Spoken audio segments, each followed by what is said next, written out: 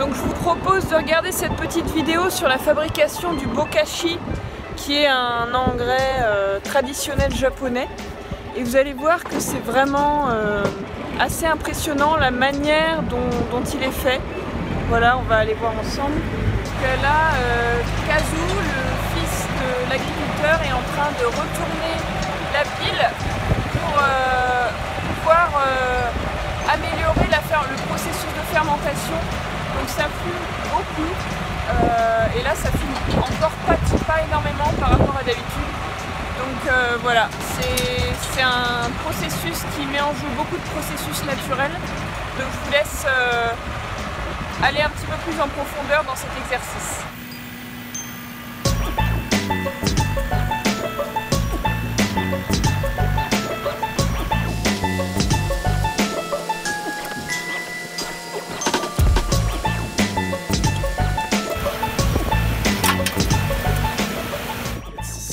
My recipes, it's not secret.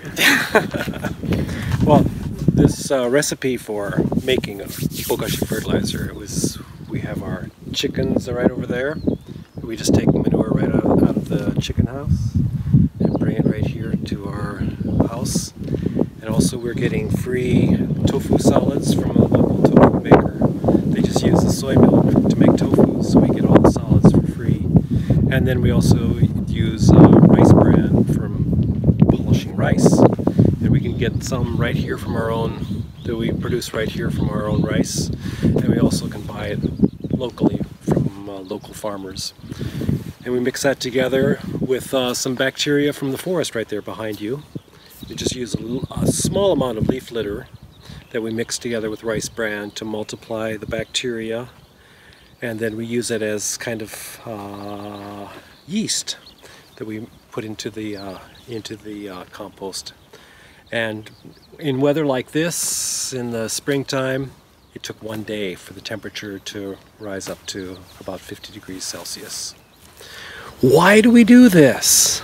Well, for one, I don't like supporting the chemical fertilizer industry. That's one thing. But the other thing is, we want to try and maintain as much freedom from the system, if you know what I mean, the system, as possible. And that means just using whatever locally available nutrients that there are, and also locally available bacteria from our forest right close by, and to help contribute to the health of our soils here. Traditionally, Japanese farmers, 300-400 years ago, they were taxed according to how much land area that they had. So the emperor knew that the certain land area would produce so and so much rice, so they had to give to the emperor a certain amount of rice. Well, the farmers didn't have enough rice in order to survive. Their communities didn't have enough rice to survive. They're going hungry. So they went to the fields, to the forests, to gather bacteria and start making their own fertilizer. So actually, sustainable agriculture in Japan was developed by peasant people in order to survive. It wasn't officially supported by the government in order to increase yields, in order to help feed the nation. It was a matter of survival. So what happened is the peasants, they went to the forest to gather leaf litter and the bacteria, and they gathered together any kind of waste products that they had on the farm, their livestock manure, any kind of waste products from making their tofu or their miso or their soy sauce. And they took all those waste products and they mixed them together with this bacteria and started making their own fertilizer.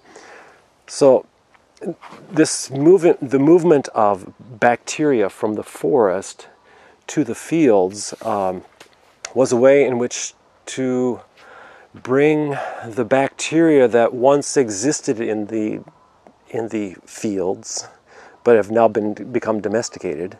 It was a way of making that bridge. So the domesticated fields are kind of separated from nature. So by the human cultural activity of making this fertilizer, not only are they enriching the fields, but they're inoculating their domesticated fields with the wildness, the bacterial wildness of the forest, and making for a healthy soil which helps the plants resist disease and insect damage and things like that. Well, virtually every traditional culture has some way of recycling nutrients, within the farm. This is one way in which to do this.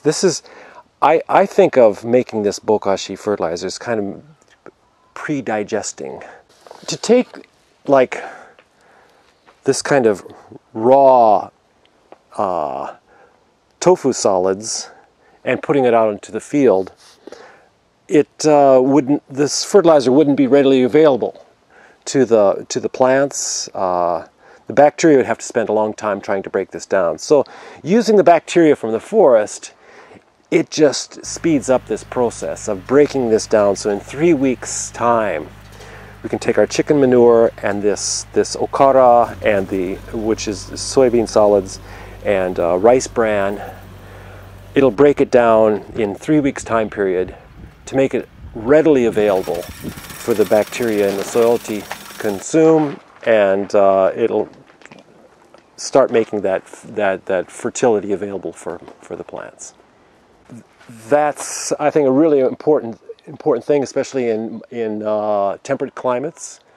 In a tropical climate, making Bokashi, this kind of fertilizer, probably isn't necessary because the nutrient cycle is much quicker. But here in a temperate climate, this kind of work I feel is really important.